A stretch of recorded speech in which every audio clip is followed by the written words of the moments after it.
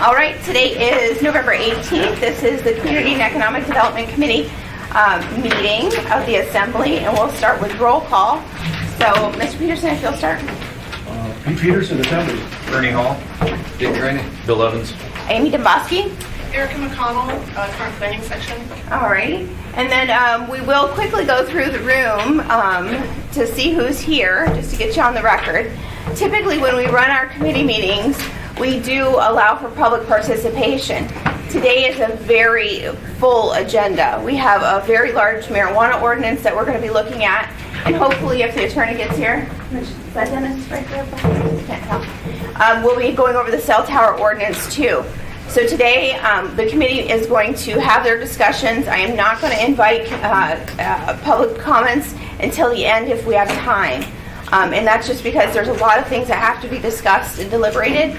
But for the edification of the public, all of these documents are going to have a rigorous public process. So they will be put up on the community webpage today, and they will be disseminated to the FCC. They'll both go through the Assembly and Planning and Zoning, so you'll have plenty of time to weigh in. And throughout this process, I think many of you that I see have been in a lot of our community meetings already, so everybody's been able to participate. But today we need to make some decisions. So with that, Erica gets to go first. And I think I lost her for a second. Okay, first thing, let's just go through the agenda. Are there any comments by committee members? No? Okay. Any modifications to the agenda at all? No? Okay, and just for the record, Mr. Hall has another meeting he has to be at right after 11, so we're going to try to just keep plugging along so we can get his comments too. Then we just need the marijuana draft, which I'm not sure where Erica went. But what we can do real quickly before Mr. Fuller gets here, Mr. Peterson and I can share with you that we had a great meeting, our last meeting. For the cell tower committee? For the cell tower. More people there than we've had at any meeting prior to that, and really made great leaps and bounds. So where we got here, unresolved questions, I honestly think we addressed the majority of those. I don't think there's a lot of unresolved questions in this draft as we're bringing it. Where Mr. Peterson and I see this draft at the current time is we want this committee to have a chance to take a look at it and review it, but we think it's to the point that where we need to prepare it for public testimony so that if there's concern. Basically, the direction that we got from the majority of people in that meeting is we really want to see stealth technology and stealth towers if it's going to be in a residential area. And according to what Mr. Wheeler shared with us, the FCC actually, even in their regulations, stipulate that when you're going in under those circumstances, you really can't do anything higher than surrounding trees or other things within the community. So when it's stealth, they're going to stay pretty inconspicuous, as well as encouraging any type of micro systems that can go in to do that. And in doing that process, also I think we agreed that once they came up with a design for a stealth tower, once they got an approval, then they would have to go through that total approval process on the tower every time. What the body as a whole, and when I'm talking about that, not Mr. Peterson and I, but the majority of the people there, has said they really want us to try to make those towers within residential areas as inconspicuous as possible, and through incentives kind of drive the industry to commercial and industrial for towers and make that process less cumbersome to kind of incentivize them to do that type of tower development. So we've kind of left Mr. Wheeler with coming up with what we considered a final draft from our committee to give to you for this body to review. And then at that point, I think we go through the public process and give individuals a chance to come in and testify. And then if we have anything, of course, that's really stands out, then we would look at amendments. Well, I appreciate that. I know this has been something for years. I've heard Assembly members say we need a cohesive policy for the whole city, because what we see is one area, the cell tower, that is exactly the same as another area. One gets approved, one doesn't.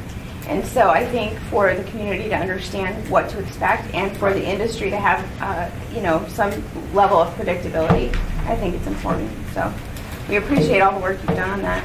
Mr. Peterson's done work. I've missed several of the meetings due to conflicts, but I think he's done an incredible job of listening and was able to kind of bring it to closure at that last meeting, I think. At least so we can move this process from us to the public sector for final action.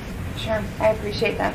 Okay, since we're still waiting for Erica here, we're going to zip through the room very quickly. Just please state your name, and if you are a member of a community council or a business here in town, or you're just representing yourself, just state that so we know if we have technical questions, we know who to call on in the audience. So we'll let you start over there, Becky. I'm Becky Van Pearson with GCI. Ken Lyons with Bush Law Firm on behalf of AT&T. Wendy Davis, part of the community. Go ahead. Kathy Gleason, serving in the community council. Rick Usher, representing RC Tinderbox. Jessica Jansen, and I'm a community member planning on going into Carolina. Chris Usher, went into the marijuana industry. James Stinson, going into the marijuana industry. John Wilson, Homeland Landowners Organization, the president candidate for Electric Assembly. Town citizen. Ed Jenkins, not just electric. Maryland Council resident of Beach Point. Jean Ward, Rogers Park resident. Mary Moore, Stock Edition resident. Stock Edition resident. Lachlan Cullen, South Edition resident. Teresa Collins, Potluck Events. Bill Skyer, GDS electric. Annette Cartier, Rogers Park resident. Judith Austin, Rogers Park resident. John O'Day. All right. And Devin Kelly sitting over there with the AVN. So thank you all for coming this morning. As we get going, I figured there would be more and more. I'm glad we switched rooms, to be honest with you. This worked out really well. We have a much bigger crowd than we normally do. So our intent today is Erica's going to go through and go through the marijuana draft with us. We've seen a version probably of it in some similarity a couple months ago, but I'm assuming from my conversations with Chris Judy there's been some changes. So it'll be a lot to take in, I'm sure, but we'll get through it. So I forgot to print the attachments, so you're all going to have to come up and get 6 more sheets of paper. Apologize for that. That's And there's a good. set for you. Well, you start, I'll do it. Okay, so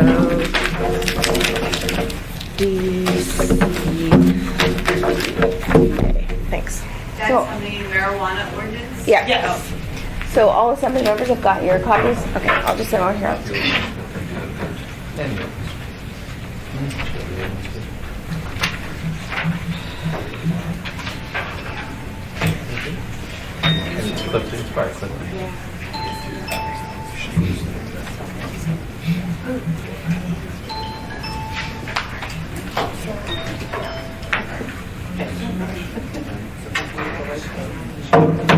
All right. Okay, so the draft does amend both the old code and the new code, but we start out amending the new code. So on page 1 in section 1, we establish a decision-making and review responsibility called marijuana special land use permit. The decision-making body is the assembly, and a public hearing is required. And the municipal staff is responsible for a review. Can I get a copy of the ordinance on marijuana? I'll get it. I'll get it. Oh, here. I got one right here. Thank you. You gotta go. Okay, sorry, go ahead. And if I could start out by clarifying, we're talking about the commercial use of marijuana, right, here in section 1. So, as the marijuana committee, the Assembly's marijuana committee had requested, they wanted all of the commercial marijuana establishments to be, the permits to be issued by the Assembly. So if you turn to page 2, in section 2, this is a piece of chapter 2 that lays out the Assembly's decision-making authority within Title 21. So we've just added special land use permit for marijuana under the Assembly's decision-making authority. In section 3, under common procedures, we've added that in order to apply for a special land use permit for marijuana, you do have to hold a community meeting. Now, this community, and this is before you apply, this community meeting is encouraged to be your local community council meeting, but that is not required because there are times of the year when some community councils don't meet. So you're encouraged to use your local community council, but if for some reason you can't, you have to set up your own community meeting. And what that means, and either way, you have to send a mailing to property owners and residents within 500 feet of the location to alert them of this meeting at least 21 days in advance. Okay, Mr. Trainee. I've told the FCC that they need to stop doing the, not meeting in the summertime. They need to get committees going to deal with this 12 months of the year. So I'll let them know about this, because this is going to mandate that they cannot just meet 9 months of the year and ignore the summertime.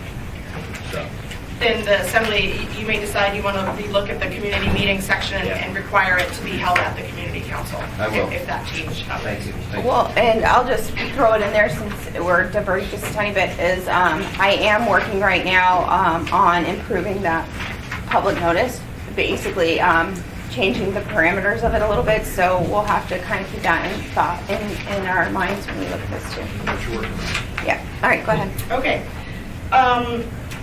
In the second part of section 3, so H notice, basically on page 4 at the top, this just states that when a public hearing is set for a special land use permit for marijuana hearing, that has to be mailed out to property owners and residents within 500 feet, and that's done by the department.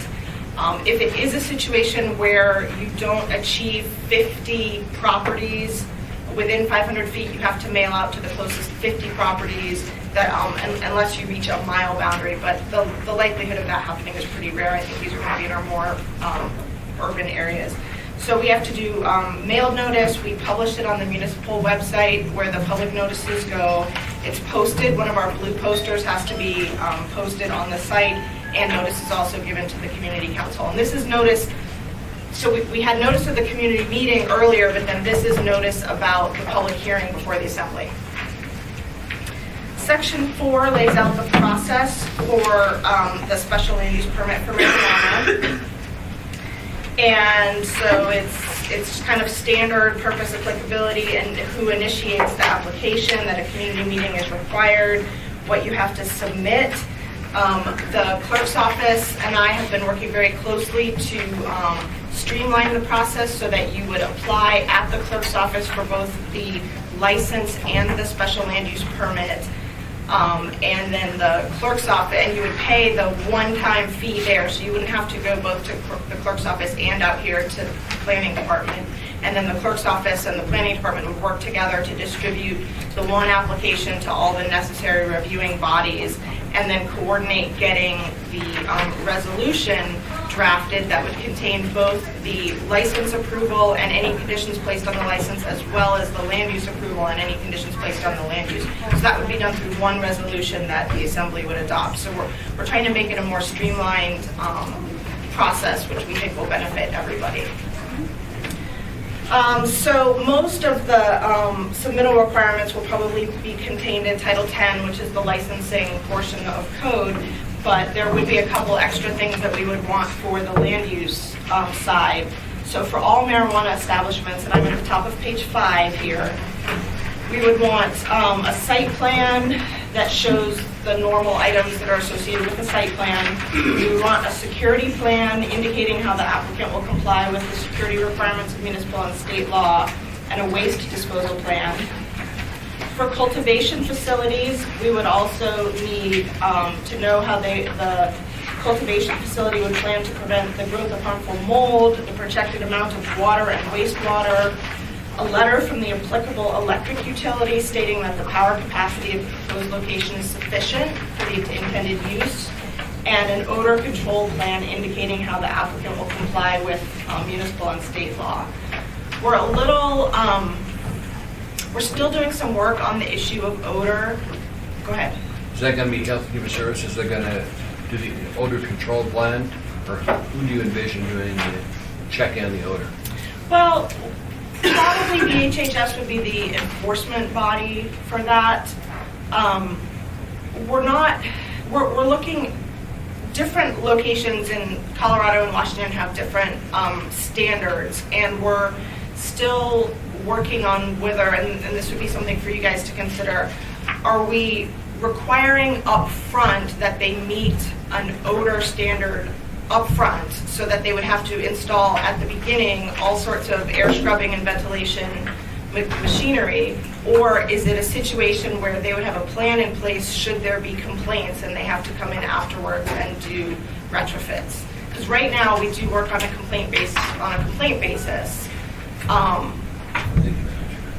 So it's not, you know, the state regulations just require an odor control plan. Well, and I don't know what that means from the state perspective, what they're thinking.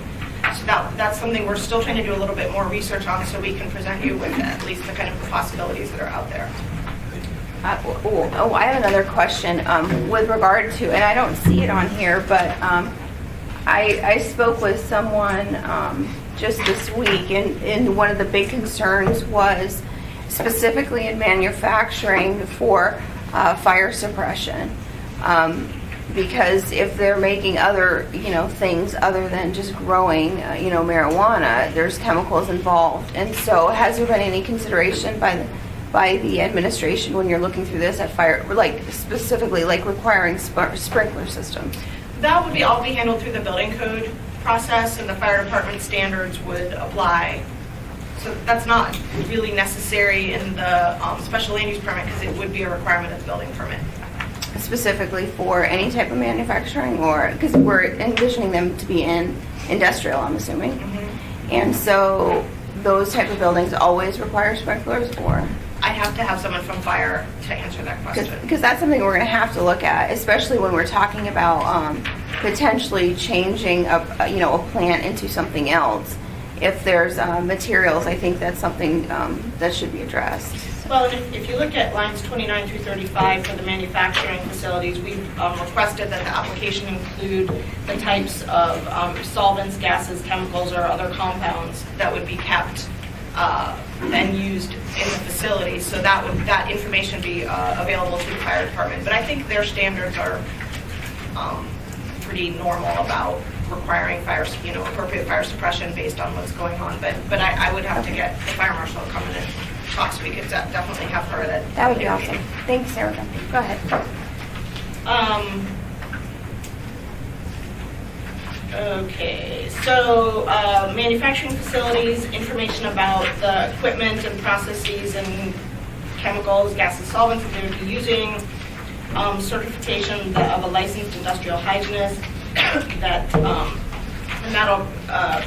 that's referred to a later section, so I'll touch on that later. Projected water and wastewater. And then for a retail sales establishment, a neighborhood responsibility plan, which I will also touch on later. Public notice we've already addressed. 5 and 6 are kind of standard language about, the department does a review and makes a recommendation to the assembly. We will also provide a list of all marijuana licenses located within 1,000 feet of the proposed subject property, similar to the way we do for bars and package stores. And then the assembly action that you will consider this special land use permit by resolution. You'll hold a public hearing. You'll evaluate the criteria below. So 7 is the approval criteria. This is A through G.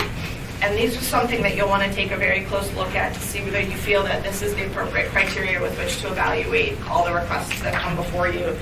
We've certainly put in, consistency with the comprehensive plan, with this title, with state regulations, the zoning, the use-specific standards, compatible with uses allowed on adjacent properties, appropriately located with respect to utilities and police and fire protection and that sort of thing. That significant anticipated adverse impacts can and will be mitigated, and G, that this basically says that the owner or operator has no previous denials or revocations of a license or special land use permit or documented violations of the law relating to marijuana establishments, or if they do, they've given you sufficient evidence to feel that, that they've rehabilitated, that they're not going to make those same mistakes again. So that kind of gives you the opportunity to say, no, you've been a bad operator in the past and we're not going to grant a license to you again. Not something that exists in the alcohol section, but it's something that seems to have come up in the past with regards to alcohol, so threw it out there for your consideration. Similarly to alcohol, if application has been denied, they can't submit it again, being substantially the same for a period of 1 year. And then under modifications, we did propose a bit of a change here from how we regulate alcohol. Right now, if somebody has a alcohol license and they want to make it a little bit bigger, they're able to add, they're able to rent a little bit more space or something. It has to come back to you to modify their floor plan. And it seems that if it's a small change, it really may not be that significant. So we've allowed people to make one change of 10% or less of gross square footage that would either be adding or subtracting, or change the hours of operation within the confines of the law, that they would be able to do at will, and just notify the planning department, and the planning department would send you a report of these changes. I put in here semi-yearly, it could be quarterly, it could be monthly, whatever you would like. But if they make a second change to the gross square footage, or if they change it by more than 10%, then it would have to come back to you on the consent agenda for your approval. And basically anything other than those two particular issues would have to come back to the assembly on the consent agenda. If it does come back, if it is a change and it comes back on the consent agenda, but you feel it's significant enough to warrant a public hearing, you then have the authority to require a public hearing. I think that's a good way to handle it, Erica. I think well done in that section. And then expiration, as you requested, I'm on page 8 now, as you requested on line 16 and 17, that if either the state or the municipal license expires, then the special land use permit would expire. If the use holding the permit has been discontinued, vacant, or inactive for a continuous period of at least 6 months, that's the same language from our alcohol conditional uses, or if the operation becomes substantially different, and that's also the language from our alcohol conditional uses. The next section is about the Turnagain Arm District. The Turnagain Arm District, the uses aren't listed in the use table that's in the attachments I handed out second. So we wanted to clarify basically uses in the Turnagain Arm District, which is the communities of Rainbow, Indian, Bird, and Portage. They follow the direction of the Turnagain Arm Comprehensive Plan. Well, the Turnagain Arm Comprehensive Plan doesn't say anything about marijuana. So I added a section on page 9 that basically says if the parcel is designated commercial or mixed use in the Turnagain Arm Comprehensive Plan, you can apply for the type of marijuana land use that's allowed in commercial districts, and if it's industrial, you can apply for the type that's allowed in industrial districts. Section 6, this just is looking at Exhibit A will help you understand this. This basically lists the abbreviation in the table. The table has 4 abbreviations right now. It has a P for permitted use, an S for administrative site plan review, an M for major site plan review, and a C for conditional use. This adds a new thing called a T, which is for special land use permit for marijuana. So it's just explaining the abbreviation that's used in the table.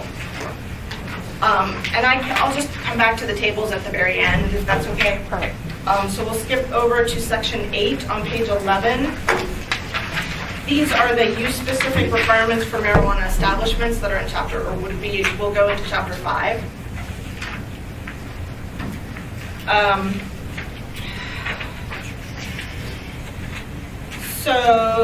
Involving the commercial cultivation, production, testing, and sales of marijuana. All establishments require a license. All establishments are separated from protected land uses by at least 500 feet. The state took out a previous draft of the regulations that included child care facilities and I forget the exact wording, but it was like uses geared towards providing services to children, and they took that out and they changed it to recreation or youth center. So it's not entirely clear what they mean by that. I did read on their question and answer section on their website that they included playgrounds. But anyway, we've added community centers and neighborhood recreation centers. We took out child care. We still have religious assemblies and schools, which are required by state law, and correctional institutions, which are required by state law. We've added homeless and transient shelters, dedicated parks, rehabilitative care facilities, and correctional community centers.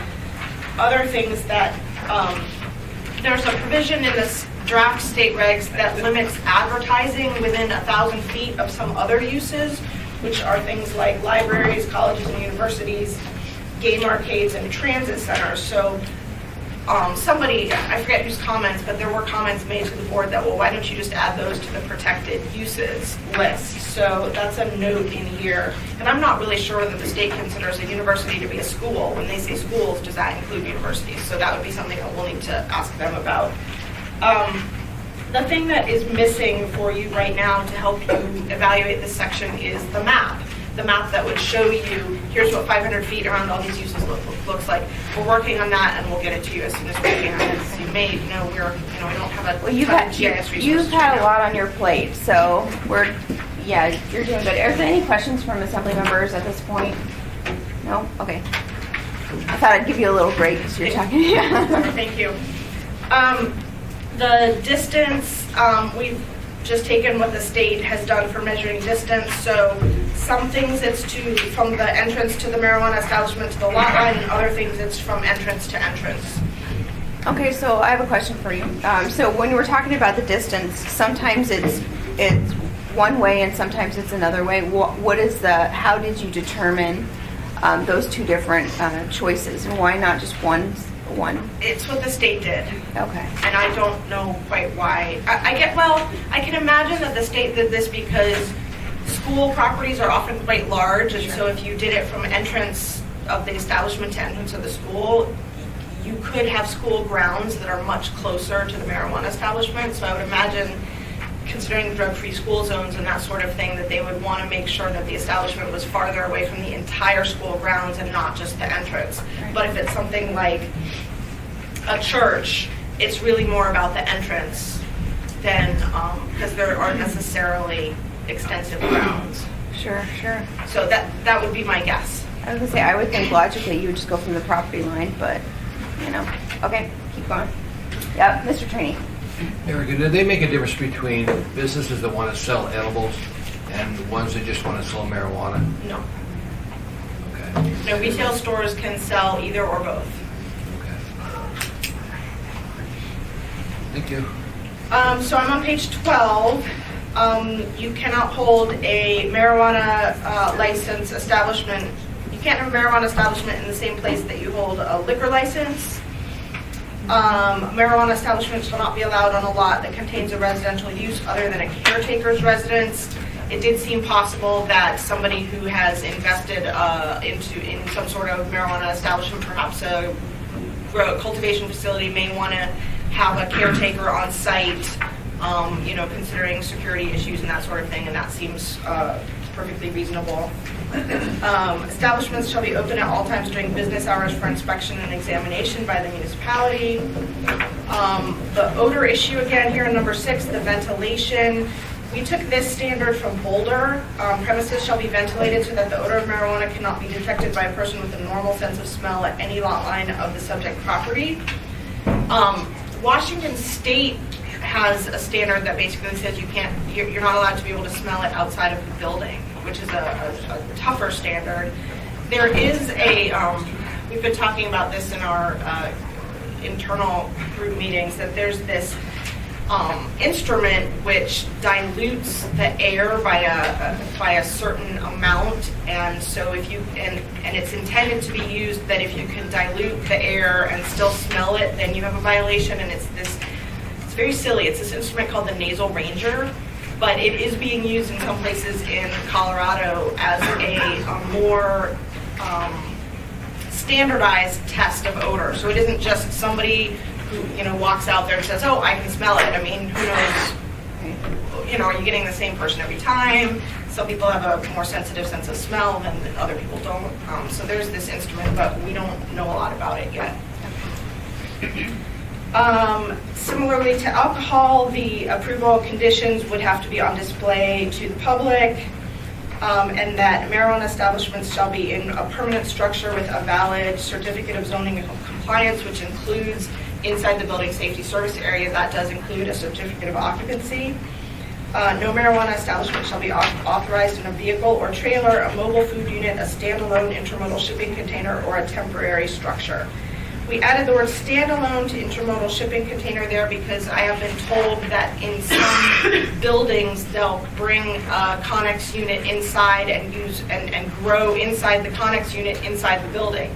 Oh, that's fine. We don't care about that. So we're trying to get at the idea of a standalone Connex that's by itself on a lot. Sure. Okay, then we get to the specific 4 uses that we have defined. Marijuana cultivation facility, this would be your grow operation.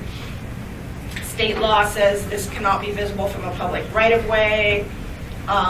The cultivation facility shall be organized in orderly rows compliant with building and fire codes to allow, exiting in case of an emergency. There is a state license called a limited grow facility, which allows you to grow within just 500 square feet, so you're a small grow. We want to clarify that the aisles between planting rows are included in the square footage of cultivation. And you can't sell retail to the general public. Manufacturing facility extracts, processes, or manufactures marijuana products. Here's your certified industrial hygienist attesting that the processes that are using solvents or flammables are safe and in compliance with applicable laws, and that noxious gases or fumes are mitigated with an appropriate ventilation system. And again, direct retail sales prohibited to the general public. Your testing facility, again, cannot sell to the general public. And then, and I'm on page 14, your retail sales establishment. So here's B little I is this neighborhood responsibility plan, and this is something we borrowed from a community in Colorado, and we thought this was a very interesting idea to make sure that the store is reaching out to work with the community and the neighbors to be a good neighbor, and it's that they have to have a neighborhood responsibility plan demonstrating how they'll fulfill their responsibilities to be a good neighbor, including neighborhood outreach, methods of future communication, and dispute resolution. I am still reaching out to find examples of what this looks like, so I'll have some of those for you later. I think one other thing that I've heard, one of the main concerns I've heard from neighbors too is security. Mm-hmm. So I think in this responsibility plan, I think they should include their security, their plan for security. Yeah. Hours of operation, the first draft of the state regs proposed closing from midnight to 8 a.m. The second draft changed that to closing from 5 a.m. to 8 a.m. Both the Anchorage Police Department and the Department of the Prosecutor's Office submitted comments recommending that we return to a midnight to 8 a.m. closure. Having these more like normal retail stores makes them more kind of normal businesses. So I put that in here for hours of operation. I felt that was reasonable. Can I ask a question too? Was there any discussion about making parity between the hours of operation with like a bar? I mean, in some ways, a retail store is not a bar because sure. you're not consuming inside the retail store. You could look at making parity with a liquor store, which I think is 1 a.m. on weeknights and 2 a.m. on weekends. I have Sure. to look. I think, and the reason I alcohol was in my mind, and I think you're right. Probably a package store would be a more appropriate, you know. But Corollary. yeah, that's the word I'm going for. But you know, it's just a thought. I'm not married to either idea yet. Any questions, Mr. Peterson? Thank you, Madam Chair. And the hours of operation we're talking about, this is strictly for a retail facility. This has nothing to do with manufacturing facilities or whatever. Correct. Because some of those will be 24/7.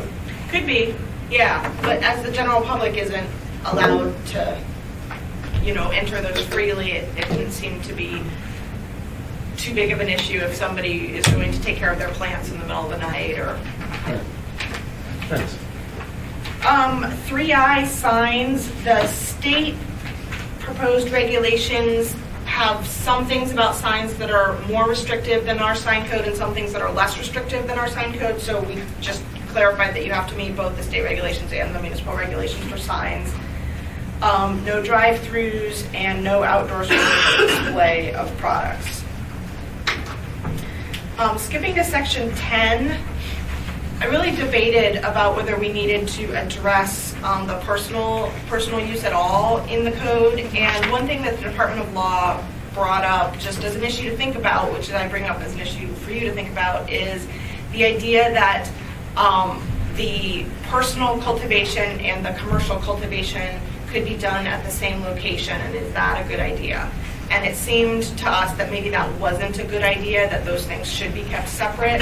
So we did propose putting personal cultivation in here as an accessory use, permitted in all districts where residences are permitted, with the one, you know, without, I mean, just permitted, you go do it, but the one specific standard is that you can't do personal cultivation on any location where there's a commercial license. For your consideration. Section 11 on page 15, this sets the parking standards for commercial marijuana establishments. I've talked to the traffic engineer about these, and she is comfortable with these, basically tying them to others as similar type uses as we could find. And then section 12 would be the off-street loading requirements, making them similar to other general industrial loading requirements or general commercial loading requirements. Section 13, we're getting into chapter 9, which is the Girdwood section of code. So again, we've indicated that T in the Girdwood table means that it's a special land use permit for marijuana. Section 16 is the same thing in chapter 10 for Chugiak Eagle River, and we'll get to the use tables for those at the end. And then in section 19, chapter 14, I'm on page 19 at this time, just defining marijuana and marijuana product, tying those back to the definitions that are in state statute. You might want to draw a line right here at line 29 because this is the break between the new code and the old code. So the reason we have to add marijuana into the old code is because until such time as we develop new zoning districts for our downtown CBD, we are keeping the B2A, B2B, and B2C zoning districts out of the old code. So basically the downtown district, downtown is not accommodated within the new code. So we have to refer back to the old code for anything in the B2A, B2B, or B2C. And since we do want to allow retail sales of marijuana downtown, we needed to add marijuana into the old code. What I've done is I've only proposed to allow retail sales, not cultivation, not manufacturing, and not testing. Someone said that they thought there might be a testing lab downtown, so that may be something we want to add in. But it seems like the cultivation and the production being industrial uses, those wouldn't be uses we would want to see downtown. So those are not proposed to be allowed there. So what I've done in section 20 is, this is a change to the conditional use. So now we're going back to modeling it just like alcohol conditional uses. So now we're back into calling it a conditional use instead of a special land use permit. So and I've tried to make it exactly like what we've done for the new code, so there will be parity between a retail store going downtown under the old code and a retail store going somewhere else under the new code, so that they would have exactly the same standards. So you'll see on page 20, on lines 23 through 28, modifications, the planning, actually I put may approve here, but I should probably change that to has to be notified instead of approved. Sorry, that's a small change. Appeals, I am checking with the Department of Law. Right now, the language basically states that any conditional use can be appealed to the Board of Adjustment, and it doesn't pull out alcohol conditional uses. And considering that the Assembly used to be the Board of Adjustment, it doesn't really make sense that anyone could appeal the Assembly's decision to the Board of Adjustment. So I'm checking with the Department of Law, but it is my understanding that an appeal of an Assembly decision would basically be taking the Assembly to court. Well, that was actually one of the questions I had on there is, we don't want to get into a sticky widget. We've been there before with other issues like that. Essentially, I think Assembly decisions should go to the Superior Court. That's where it should go. Yeah. So, Where they should go. yeah.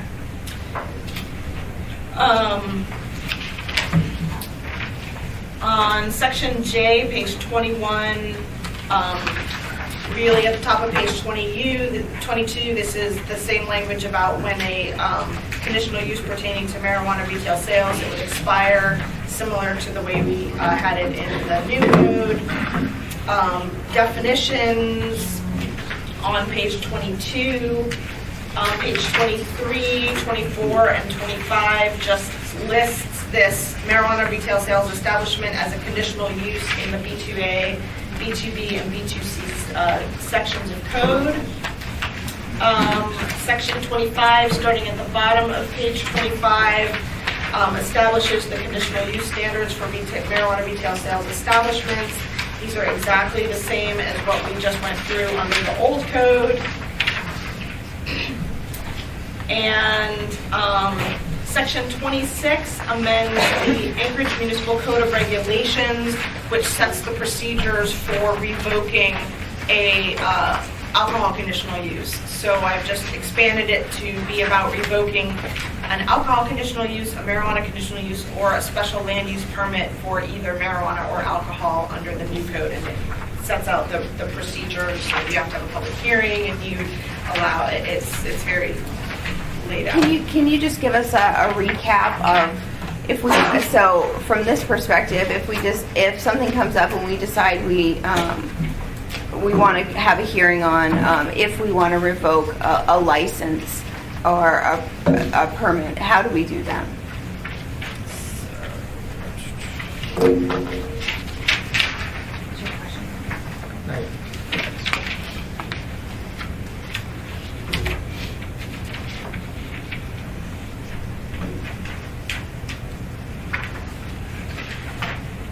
So it starts off with pre-hearing requirements.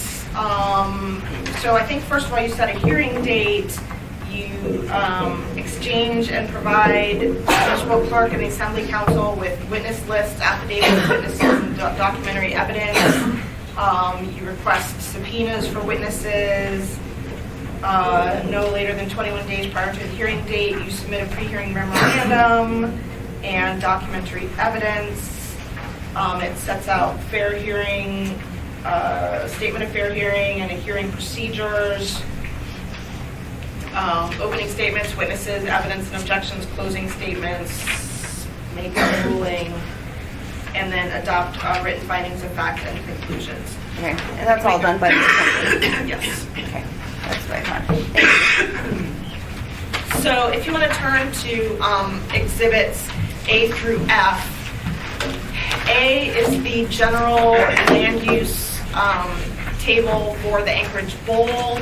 B is the accessory use table for the Anchorage Bowl. C is the general table for Girdwood. D is the accessory use table for Girdwood. E is the general table for Chugach-Eagle River. And F is the accessory use table for Chugach-Eagle River. Essentially, the cultivation and manufacturing would be allowed in industrial districts. The testing would be allowed in either industrial or your main commercial districts, and the retail sales would be allowed only in your commercial districts. And then, as I noted, the accessory use tables are just there for the personal use, indicating that you can do personal use anywhere where you can have a residence, with that same limitation that you can't do personal cultivation in the same location where you have a commercial license and land use permit. Okay. Mr. Peterson? Thank you, Madam Chair. And I was wondering, did the Marijuana Control Board, did they maintain their section in there where they were allowed to look at the product, boutique growers? They have this limited cultivation license, which is no more than 500 square feet of growing area, and then they have a broker license, which we think, and we haven't been able to have a lot of communication with the staff at the control board to totally understand their thinking, but we think the idea is that this broker could accumulate marijuana from a number of small growers, because you can't, if you're a broker, you can't buy from a regular cultivator, you can only buy from a limited cultivator, so presumably it's to accumulate from the small growers in order to effectively sell to a processor, a manufacturer or a retail store. Okay. All right, thank you. Mr. Hall? Yeah. Erica, great job. Thank you. I'm in awe of what you put together here, truly. And I really appreciate the fact that you and Amanda have worked very closely together. So when this process starts, you're going to make it as convenient as you possibly can for people coming in to get licenses, that they can basically, it sounds like, do one stop and take care of everything. I really feel good about that.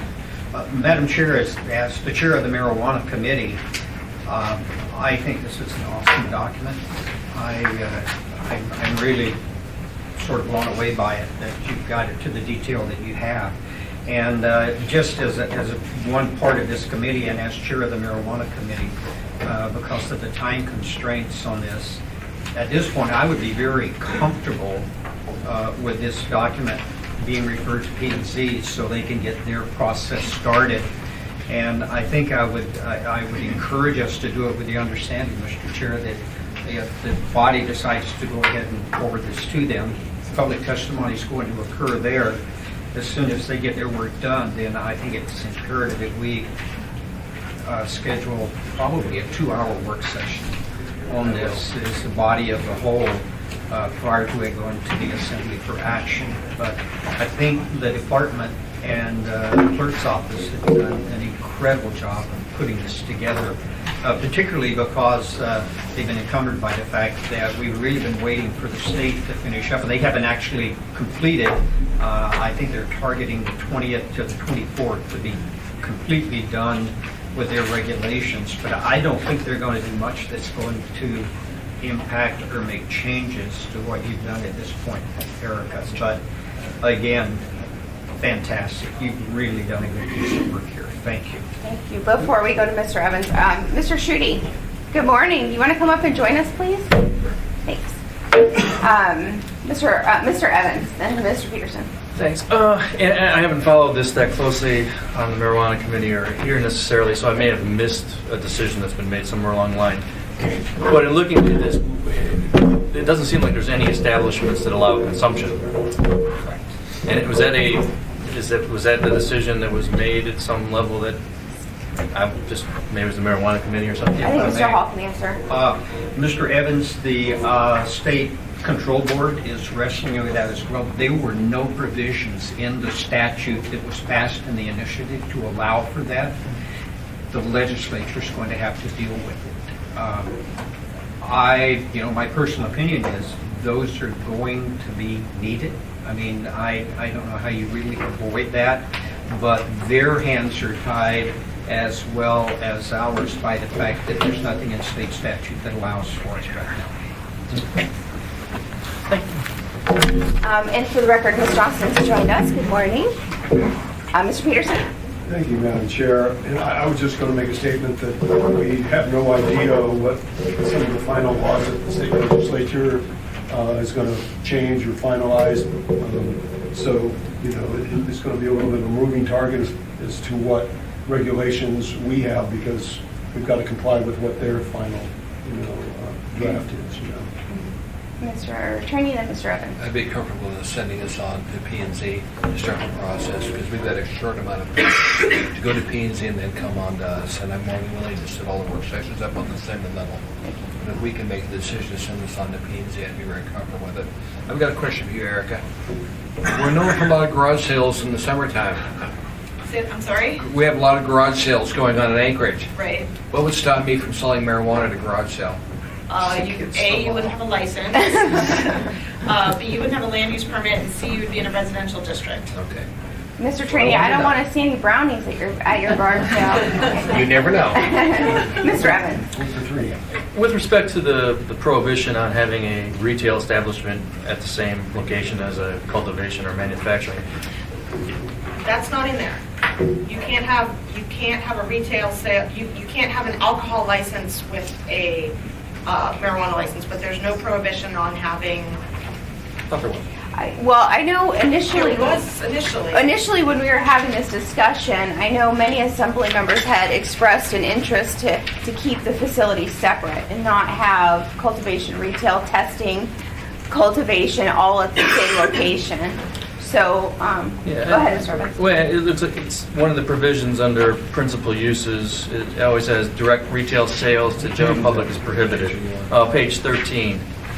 So say you had a cultivation facility and a retail store in the same location. I think the state law requires that you have a separation wall. I mean, there can be a door, but there has to be a clear separation between the two.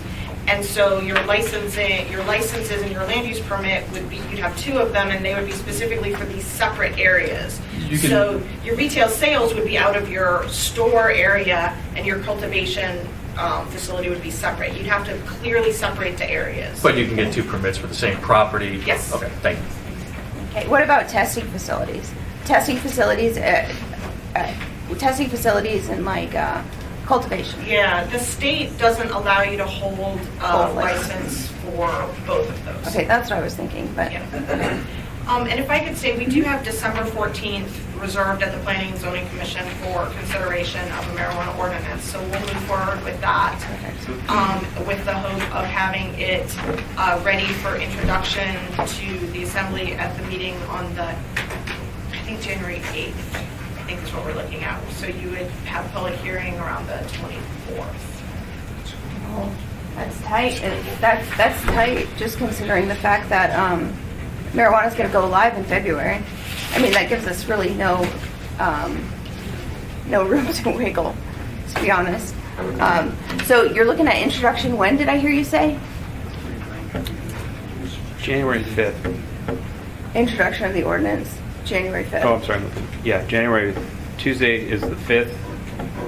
The following meeting is the 19th. Yes, Mr. Train.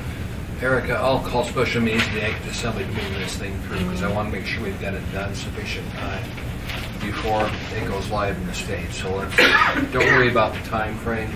Okay. I'll just call special meetings and make sure it happens. That's my commitment to Ernie when he agreed to be the head of our marijuana task force.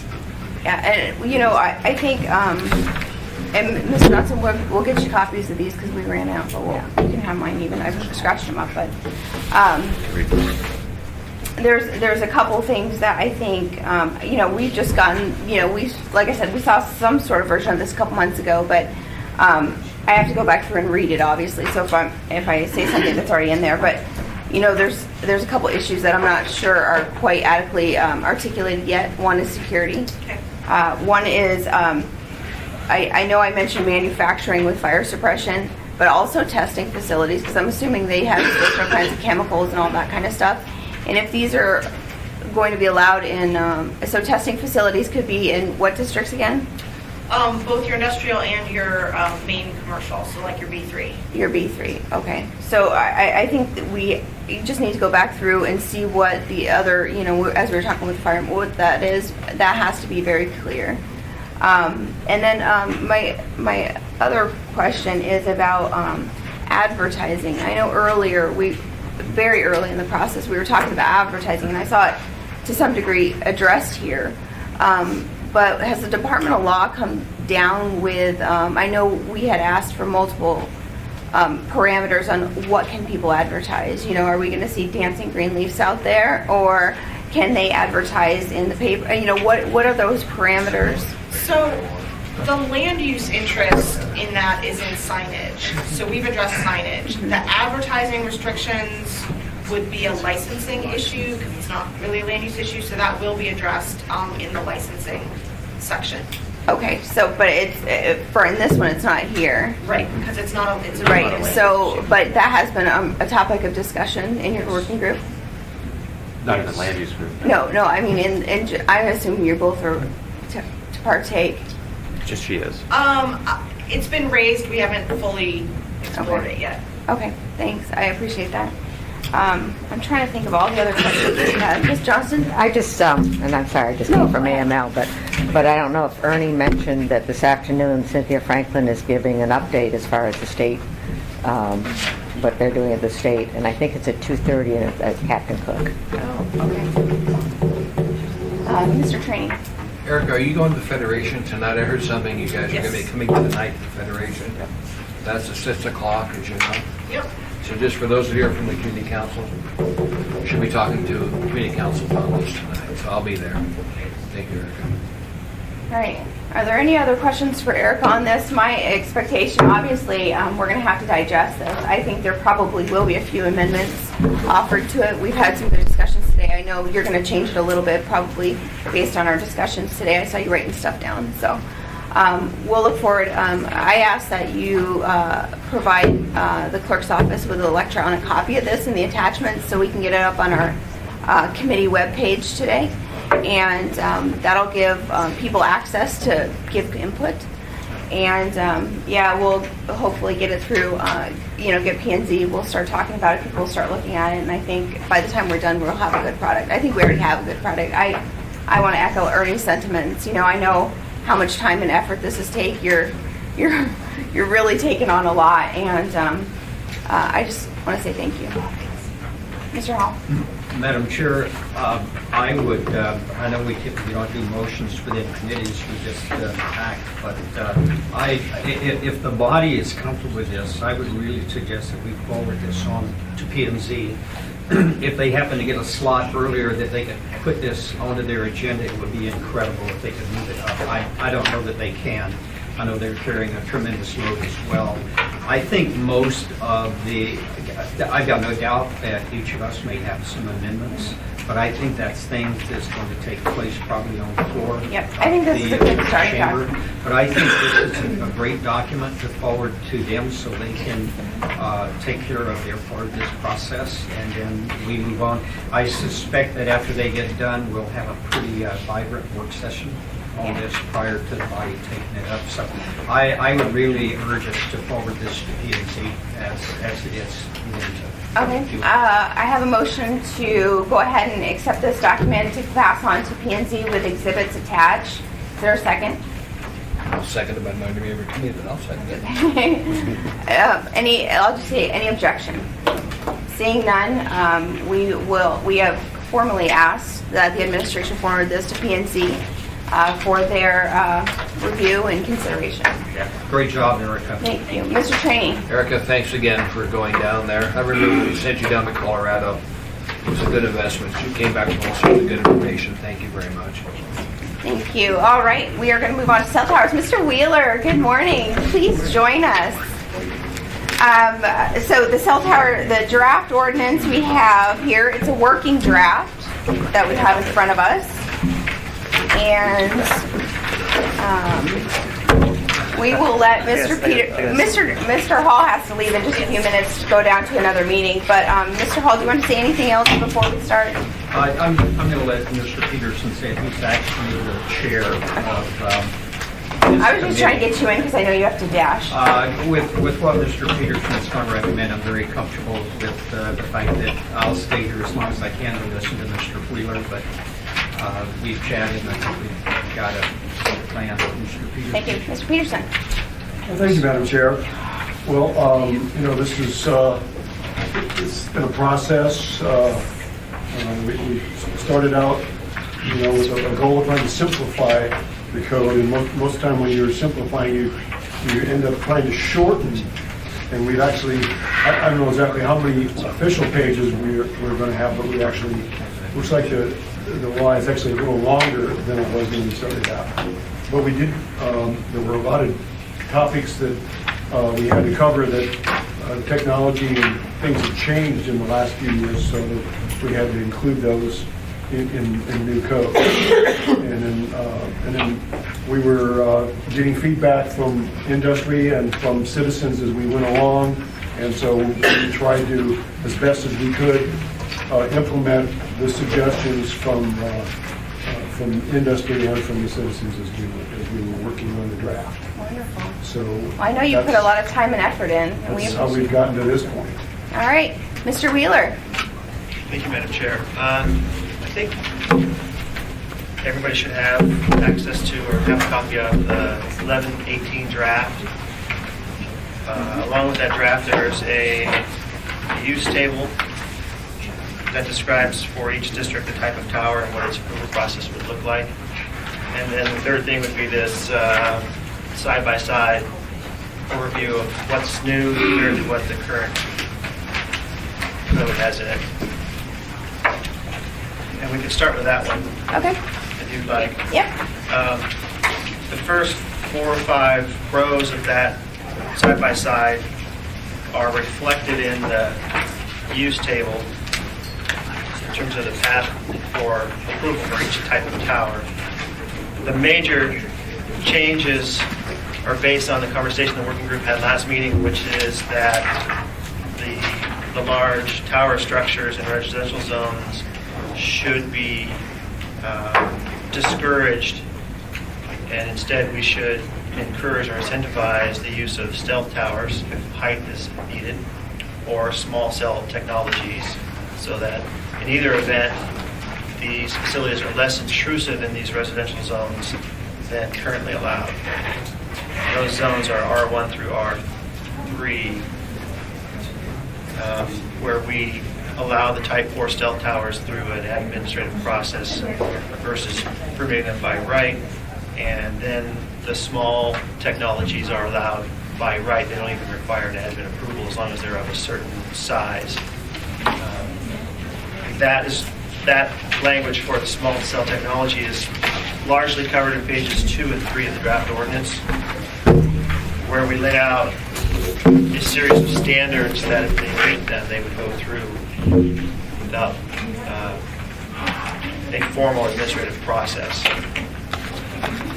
The primary goal there is to try to take advantage of the fact that these smaller technologies are visibly not very intrusive, and 2, would be a good fit on a lot of street poles and your standard electrical utility poles. And there's a lot of examples. If you surf the internet, you can see a lot of picture examples of really how small they are. And some of them are almost wholly inside of pole structures, where you can't even, other than the fact that the pole diameter is somewhat larger than you would be used to with a flagpole or a light pole. They're not visibly eye-catching. I have a question for you on that. Sure. When it comes to, my understanding is some of the small cell technology that houses some of the, is not as effective in more of the rural areas. So, because it doesn't go as far or something. Right. And so, when you're considering limited use in R1 through R3, what consideration has been made for the rural areas and the topography and just the technology abilities? So in those zones, you would still have the ability to do a stealth tower. And I would have to defer to Erica, but I think a lot of your more rural and spread out areas are going to be more maybe in the higher end of your R zonings, where we still allow type 1 monopoles through an admin review. So if the stealth technology in terms of a tall tree, for example, just didn't fit with the topography or the aesthetic nature of that area, you might fall to a more narrow monopole that sort of blends into the skyline a little differently than maybe a larger branched out dark tree. So there's options there.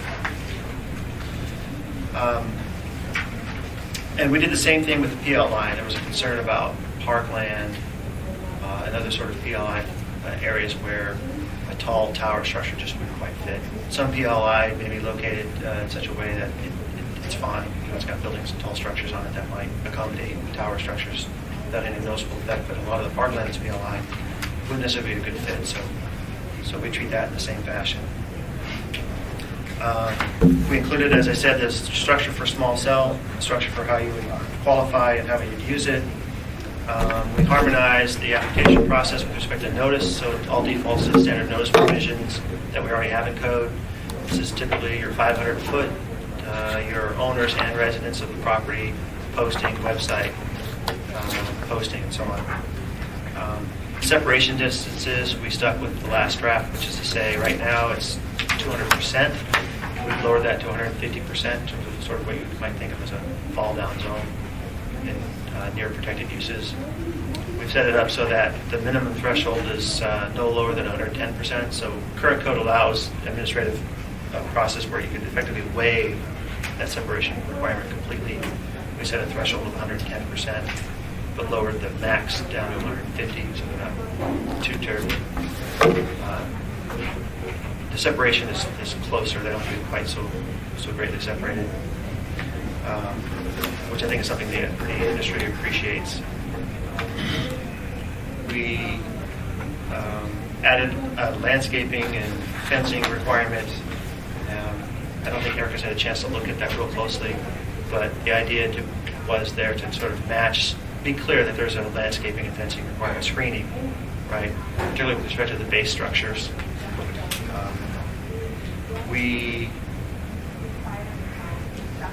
In response to what the group said last time, we had this issue where municipal code allowed up to 30 feet of additional height through co-location. A couple of problems with that. One, our understanding from what we heard from the industry was that they're not in a position to remove co-location, right? Remove that height if in fact there actually is no second or third antenna there. So GCI, for example, might say that we have a proposal, another company is willing to come in if we get this approval, they've made a loose commitment to do that, so we would like that additional height. So they build the tower to the additional height, that deal never comes through, they've got their antenna at the top because they want full advantage of the extra height for themselves first and then co-location underneath them. We don't have a good mechanism for saying, okay, now go ahead and lop that off and bring your antenna down. I just don't think as a practical matter it's working. In addition to that, you had a situation where the federal government, with its new rules passed last year, allows basically a one-time modification for an additional 10% of tower height or 20 feet, whichever is greater. And there is no practical ability for local government to say, no, we don't want that, unless it violates the condition of the original approval. A good example would be if it's originally put in as a stealth tower and they were to go up another 20 feet and it was no longer stealth, we could say no to that. But by and large, we had no ability to say no to the additional height that the feds grant under this new rule.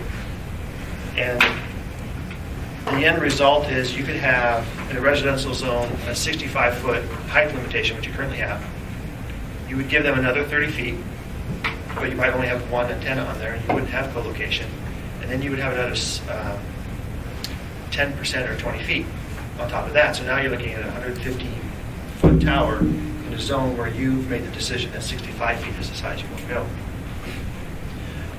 In order to make that all work, and to help incentivize using stealth or smaller technologies, what I've proposed in this draft is I take out the municipal co-location benefit that gives you more height, right? You can co-locate, but you're not going to get a 30-foot benefit because there's no way for us to police that. You will still get your federal modification. There's nothing we can do about that. So in a residential zone, a 65-foot tower could go up another 10% or 20 feet, but not from 65 to 150. So that's the way I've structured this. It was just too complicated to try to figure out how to use that and enforce it. So that's a pretty significant change. I've added in the provision based on comments from planning and others that certain kinds of towers be engineered to handle up to 3 antenna array. So at the front end, you engineer it to accommodate additional co-location. We heard from GCI that there is some technologies that have like a flange where you can add on, or you can add on antenna underneath. So we'd like that engineered at the front end. That's going to be an expense. You'll certainly hear from the industry about whether they think that's a good idea. And I expect that they'll have some concerns about that front end cost. But Well, we've also heard about where there's a 65-foot tower that's only engineered for one antenna array, and so now they have to put up another 65-foot tower very close by because they can't co-locate on the first one. yeah, being cheaper to build a second one versus just re-engineering the first. So we'd like to try to get away from that if we can. So just another way to try to incentivize that usage. We had an annual inventory requirement that was not very specific as to what they had to file and who had to file it. So we've beefed that up and added some more provisions and tried to explain exactly what we want, and more clearly tied that into the ability to enforce that through the administrative hearing office if there's a problem with people not letting us know what they have out there. To try to track that. We had a process where if you had your stealth tower design approved, you could basically repeat that. Once you built the first one, we say, yeah, that's a good looking tree, it works. But the problem with that was it required it to go back to P&Z for review for compliance, which slows things down. So we just put that at the director level. So if the director says, yeah, here's what we expected to see, it's a good looking tree, it works, then they can continue to use that plan over and over. It doesn't necessarily mean that tree will work in every instance, right? Because it may not aesthetically fit in with certain areas. But at least the concept is pre-approved and they can move forward on those. Again, another way to incentivize using stealth technologies. Clean up the modification process and split it into two more clear paths that you can do modifications like repair and maintenance without going through an administrative process. But if you want to actually make an amendment to your approval, there's a process for that that does come through the planning department. We cleaned up the appeal process. We had situations where you had different components of the telecom facility path going through planning director, maybe to UDC, maybe to the Planning and Zoning Commission, and then maybe an appeal to the Board of Adjustment, and so on. And so I've narrowed it down where you have the director, you go to P&Z, you go to board. So it's a little more clear, a little more straightforward. Is there any question? Not yet. Dennis, so if somebody's applying for, because right now we see at the assembly level, we see a lot of cell towers approvals. We approved one on my street. So I guess I'm a little confused as to what role is the assembly going to take in approving cell towers? The assembly has, I'm surprised that you would have had something. Maybe it was for a land use lease. That's what it was. Yeah. That's what it It's was. on municipal property. Yeah, the leases, but currently now, so those are the only ones we see is if they're trying to lease it on municipal property. And you only see the lease. The cell tower approval still has to go through the other. Okay. channels. I was trying to remember what we approved, but. Yeah, there's no changes here in terms of your proprietary interest, right? Your control over approving leases, those sorts of things. There's no change there. Okay, thanks. So that's a 30,000-foot high-level overview of the major changes in here. Well, I was gonna say, it's you guys have definitely been busy. Ms. Johnson, do you have any questions? No, not yet. Mr. Evans? Just on the 150% fall zone thing, is that just a number out of the hat, or is there like engineering that can tell us, what you have to physically have for protection from a cell tower fall? So you have your Title 23 requirements, whatever those may be in terms of how the structure is built, whether it can withstand seismic code issues or wind load issues. Those aren't changed. That's all Title 23. Currently in code you have a 200% separation, and that there's a lot of discussion about how that came to be. So I didn't look at whether or not current engineering would justify a complete elimination. I don't know that that's a good idea. Even the best engineered structures could theoretically have a problem. So what I look at is, well, 200% seems to be too much based on what right? You don't expect the tower to fall and jump. Now, there's some concern about antenna blades coming off and flying through the air, right? So I thought I would start with just throwing out a number, saying, well, 200 is too much. Let's start with 150, but cap it at 110, so it doesn't get to be too minimal, where you'd have a tower next to these protected uses and pretty close, perhaps uncomfortable range. So it's just it is in a way a number out of the air. Is there no way we can, it seems like a science issue to me, or an engineering issue at least, if not both. Is there no way we can just actually physically determine what is necessary for cell towers as far as a range of, potential falls and use that number instead of just kind of being arbitrary? Because it may be high, it may be low if we just pick Yeah, arbitrary. and that's why I set that 110 threshold. I figured 10% safety, 10% margin for the distance that, the tower falls, you get a 10% margin for that distance. I thought that was a reasonable threshold. But building into the code right now with the 150, can't we just, I gotta believe we have access, if not already have people that can tell us, again, engineering-wise or scientifically, what is actually needed, as opposed to sort of just our generalized concern. Possibly. Again, Yeah, possibly. It'd be good if you I know do that. some jurisdictions have looked at what they call breakpoint technology, which is you can theoretically engineer new towers so that their weakest point is the breakpoint, and you could tie your fall zones to whatever that breakpoint is. And I thought we talked about that. We don't call it a fall zone, we call it a separation distance, so I think there's a little bit more to it than just falling, a comfort level of having these large structures separated from people's homes and schools, Mr. Peterson. Thank you, Madam Chair. When we first started out, when we were looking at the different types of towers, there hasn't been any towers that have fallen in Anchorage.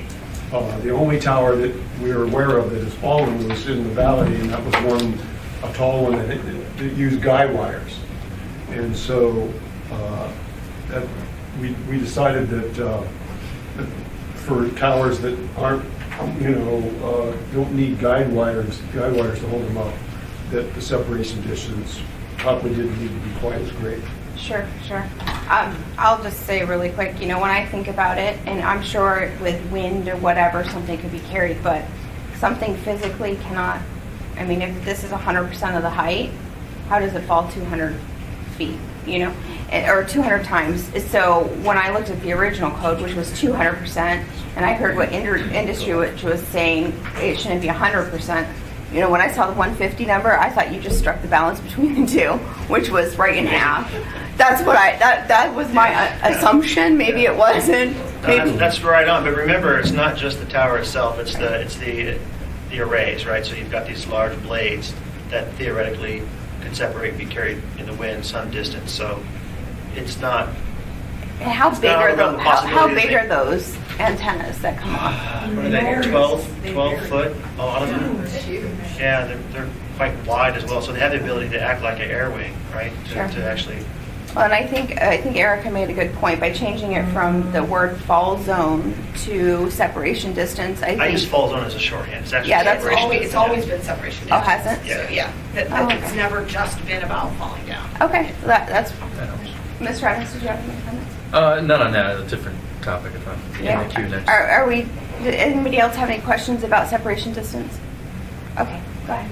I was just wondering, Jens, if you've had any comment. I saw Ms. Pearson's comment in an email regarding, federal prohibitions on local preference for alternative technology. Yeah. Have you looked at that, and what can you tell us about? Sure. If we're complying with that. So the case she cites to is out of the Second Circuit, which is not binding on us, as you understand. And some of the problems with it are this: it was decided by two judges instead of a full panel. One of the two judges had just been moved up from the district court bench to sub in. This third judge recused herself. It's about 7 pages long and it's pretty thin. So there's some issues there as to why we wouldn't necessarily consider it binding. Number two, the city in that case had a very complicated point system. And if you use small cell technology, you came in with a huge advantage in terms of points. And the way the court viewed it, to quote, is that the preference for the alternatives was so substantial that it effectively mandated their use over use of any towers. So, and that's across the board in terms of their zoning. So, I don't think I'm anywhere near that in terms of what's proposed here, because we are certainly encouraging small cell in residential zones, but we also allow the stealth towers. So that's number one. Number two, all of the other zones are still available largely for different kinds of tower structures. So we don't have a point preference, black and white point preference for the small cell. So I don't think we're mandating in that sense. And two, we're looking, and thirdly, what we're trying to do here is to quantify the aesthetic values. And we know under Ninth Circuit decisions that we can certainly do that. Ninth Circuit opinion involving Sprint and Palos Verdes Estates, the court talks about how even under the current federal rules, there are avenues for local jurisdictions to impose aesthetic standards and make a good record based on the aesthetic values that community has, and say, look, the tower is just not going to work. So you can certainly tweak the residential zoning limitations a little bit. If you wanted to add in type 1 monopoles under an administrative site plan review, you could do that, and the director could still take into account the aesthetic nature of that particular R1 area or R3 area and say it's not a good fit or it is a good fit, if you wanted to. But I feel pretty comfortable we're all within the ballpark on this. Ms. Johnson? Okay. All right. Do you have any anything else for us, Dennis? I don't. No, just. Okay, good. Yeah. Okay, so I'll ask you to do the same thing that I asked Erica to do. If you can provide a copy of this in electronic version to the clerk's office. I can do that. Okay, perfect. Yeah, or we're just going to post them both on our webpage, and it's okay if it says draft on it. So my next question, Mr. Peterson, specifically relating to this working draft that we have in front of us now, Mr. Hall stated in the beginning that he was very comfortable moving this forward to the community and planning and zoning for consideration. Maybe time for us to ask. Potentially not. We have about 6 minutes. We're trying to get through the committee meeting, and if we have time left over, then... Okay, so is this thing going to be moved without being able to point out the fact that this is an awful lot of material to absorb, to come into the meeting and be said... I'll address all that in just a minute. Okay, Mr. Peterson, so that's what we're trying to discuss right now. Mr. Hall is comfortable moving this forward to the community for discussion and potentially for introduction, so it can go through P&Z and we can have the public process. What is your timeline? What do you think? Are you ready to go? Well, I think we do need to allow the citizens in the industry to go over this in more detail and then come back with additional questions or suggestions. So I think we probably have to continue the process for a little while. So one way to do that, because from what I was hearing from Mr. Hall, is there's really not much more the subcommittee could do because they feel like they have a really good draft here. One way we could consider doing it is to introduce it, but to not have the public hearing right away, to delay the public hearing for a length of time. Maybe you introduce it on the agenda, but you schedule the public hearing for February, or something like that, because then it gives a few months for it to filter through all the community councils. We can answer questions, we can take recommendations, because I can tell you, I'm sure there's going to be amendments to this. You know, even though the committee moves it out, it does not mean this is what's going to be passed. But in order to have that community dialogue, I think we do have to get it in queue. So would you be okay with introducing it and then referring it to P&Z and everybody else? Sure, that'd be fine. Mr. Evans? Yeah, just real quick, I appreciate how fast your committee got through this. There was a lot to do. Appreciate Mr. Wheeler's work on it. I was just wondering, and maybe it's a question for Dennis, but given that it's not the same urgency as the marijuana ordinance we dealt with before, and we have a little more time for this, if we spent a little more time on this draft, now, presuming the substance is essentially okay, at least what we're going to take to the community. Do you think there's any room to, with time, make it more simple, more easy to read? I know as you go through it quickly, it's hard to add in that readability and that ease of... Sure. Part of the problem was the current version of the code is pretty tough. So I had to basically rewrite it. But the first cut I was really just trying to take what was there, move it around, add in the ideas that everybody had, and now you're in a position where you really could start to go back through and say, okay, can we take about 5 sentences out or reduce a sentence down to half of what it is and those sorts of things. Yeah, over time you can do that. I think the basic elements for discussion purposes are there. Yeah, and I agree. I mean, I just think, ultimately, it would behoove us if we could make the ordinance more understandable, more easy to read. It takes time. It's the hardest part is the last editing that kind of makes it simpler for regular people to read. I would encourage us, if we have the time, to do that, take a whack at that before we even and send it off to the community. But just a preference for mine. Well, Madam Chair, I just wanted to point out that I think one of the best things that has been created here is the grid. You basically got one page where you can look at it and say, well, I've got to type 1 and I'm in R3, then I've got to go to a administration site plan review.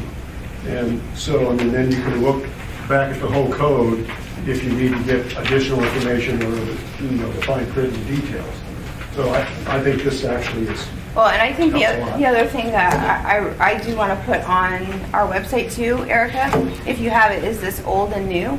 Because I think this particular document here really highlights, it's that simplicity. I think that's the simplicity you're looking for. Like, what's the difference? But I don't know. It's kind of like Title 21. I wish it was more easily readable for the general population because, half the time I have a question, I have to go to Erica because there's 10 tables I have to look at to understand what happened. I personally am ready to put this out in the public and let them start dissecting it and giving us ideas and recommendations for amendments. So I'm comfortable doing that. I'm sorry, I didn't hear that. You're saying you are comfortable with putting this out as it is? Absolutely. I want the community to have as much time as possible to look at it and recommend amendments. So, It really does need to. Ma'am, I understand what you're saying, but we really have like 1 minute left. That's it. So we need to finish up what we're doing. So from a committee perspective, is there any objection to moving this into the public realm and letting the public really start to offer amendments to the document? And for what Mr. Whatever your face name is. Evans. An S version can sometimes, with time, take up some of the language issues. Yeah, sure. All right, with that said then, it looks like the item we'll get it on the website, we'll decipher it, we'll send it to the Federation of Community Councils, and we will be looking to see, once this gets introduced, as we discussed, we'll ask for a length of time before it actually comes back to the assembly, but it will go through planning and zoning twice, or 2. So planning and zoning, it'll come back to the assembly. We'll have a robust work session on it, I'm sure, with the entire assembly. But this gives everybody a time to look at it, to digest it. This is the first day that I'm seeing it too. So we need to sit back, read it, and then we'll be able to ask for amendments. And I'm sure there'll be multiple people that come forward with suggestions for changes. And so with that said, our next meeting is going to be going back to our agenda. Madam Chair, Yeah. just one last thing on the cell towers. The overall goal we were trying to accomplish was to set up the code so that there's not going to be in the future a 65-foot cell tower in every neighborhood. That's what we're trying to avoid. If we can possibly do that. Yeah, exactly. And I think many of us have said, let's not duplicate efforts here. Let's try to minimize the impact to our neighbors. Just going quickly through our old business. Erica, where are we on the sign ordinance? Did I send you a version of that? I don't remember, but I don't remember either, so I'm sorry, I don't. That's okay. I did work on it. Okay. So I'll check and see what I said. Okay. And then a tentative meeting date. So we will need to meet on December 2nd. As Assembly members remember, AO 2015-127 will be up on December 8th for action. And there are Assembly members that have indicated they want to propose amendments to that document. So we'll discuss that at our December 2nd meeting. And then we've just been moving so heavily with cell towers and marijuana, we just haven't had a chance to get a presentation on the land use plan map, but maybe to consolidate staff time. And I'm thinking we should just have a work session at the Assembly rather than have it in committee. Is that okay? That's fine. I was just trying to That's fine. not have to do it twice because I know staff is really tight. With that, we're a couple minutes over, but does anybody have any questions or comments finally? Okay, so we will see you all on December 2nd, and at that time we'll discuss 2015-127. And then we also have a potential mercy rule coming forward for Title 21 and some issues, and that will, if I get the version of it ahead of time, I'll disseminate to you. With that, we're adjourned. Thank you.